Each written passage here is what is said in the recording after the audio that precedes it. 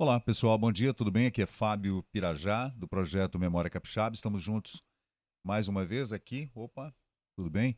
Hoje é quinta-feira, dia 17. Era para eu ter feito um vídeo no dia 15, no dia da proclamação da República, mas infelizmente nós tivemos contratempos, né? Mas nada grave, tudo certo. E hoje eu vou falar sobre a proclamação da República nos jornais do Espírito Santo. Aí vocês estão vendo algumas figuras importantes, né, que nós tivemos aqui nas nossas revistas, ah, nos nossos jornais, né, periódicos, né? E se deu em 1889, né? Alguns falam em proclamação popular, outros falam em golpe militar, que de lá para cá o Brasil veio tendo golpes militares sucessivos, né? Sempre. Depois, em 1930, ainda as supostas guerras de conflagração de independência de São Paulo e Rio Grande do Sul.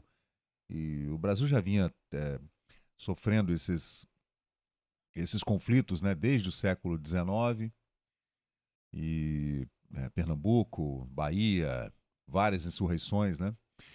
E a família imperial foi convidada a retirar-se do país num dos gestos que eu considero mais emblemáticos e tristes, né, da nossa história, levando Dom Pedro e a família para o exílio, Dom Pedro falecendo em depressão, né, infelizmente, uma história triste, né, um homem humanista, um intelectual, né, e foi triste, né, o que aconteceu. Não que nós sejamos monarquistas e longe disso, né, mas bom, a proclamação se deu em 1889. Deodoro, ladeado por Rui Barbosa, entrega à pátria a Constituição Republicana. A despeito de não ter havido a participação popular no dia 15 de novembro, a proclamação da República não se explica pelo ato de Deodoro da Fonseca. E segue. É que aos desgastes sofridos pelo Império no caso da abolição da escravidão, somavam-se as chamadas questões religiosas e militares, bem como a insatisfação política e também o descontentamento da nova lavoura do café a oeste paulista, em supremacia econômica mais vinculada à política tradicional. Aí a gente entra logo depois naquela política do café com leite, da Primeira República, da República Velha, né? E esse texto está no site Morro do Moreno, arquivo de Hélio Silva. A questão religiosa não levou a Igreja a aderir aos republicanos, nem tampouco a abolição tornou o escravocrata partidário do novo regime, mas teve a importância de enfraquecer os sólidos laços que até então uniam a Igreja à monarquia, que adotaram o catolicismo como religião oficial. A atitude do monarca, em 1872 e 74, punindo bispos e protegendo a maçonaria dos decretos religiosos, estabeleceu a tradicional aliança Estado-Igreja.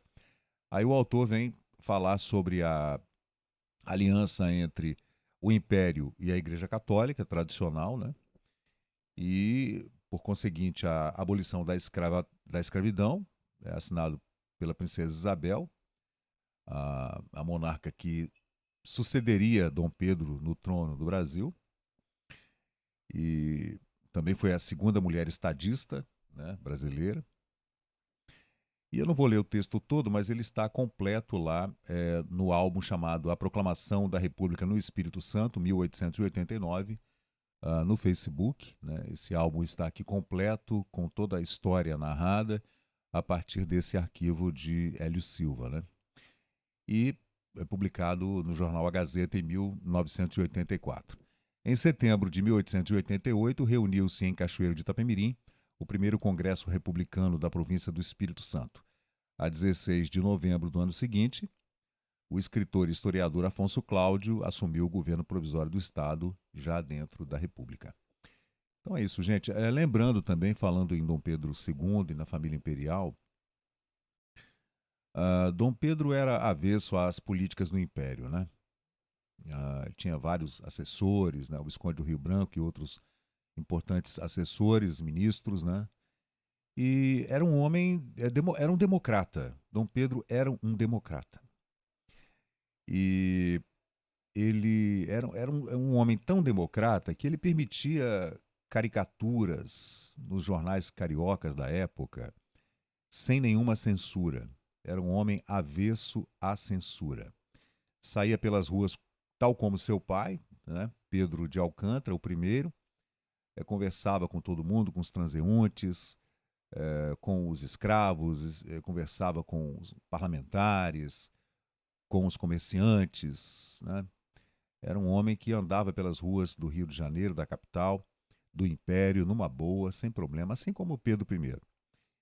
E era um homem avesso à censura, tanto que você pode entrar nos jornais da época, especialmente na Biblioteca Nacional, e você verá toda a sorte de caricaturas, de piadas, jocosas ou não, né, de críticas das mais severas possíveis ao Império e à figura do imperador Dom Pedro II. Então, a gente deve toda essa democracia que vivemos até pouco tempo, né? Infelizmente não estamos vivendo agora, nesses últimos anos, né? Infelizmente, mas Dom Pedro foi uma figura que merece relevância nessa nossa trajetória. Então, gente, esse é o Memória Capixaba, né? Fazendo essa homenagem breve e curta à proclamação da República, especialmente à figura de Dom Pedro, que teria, obviamente, participado desse movimento se tivesse havido uma conversa mais, né, mais democrática. É isso aí.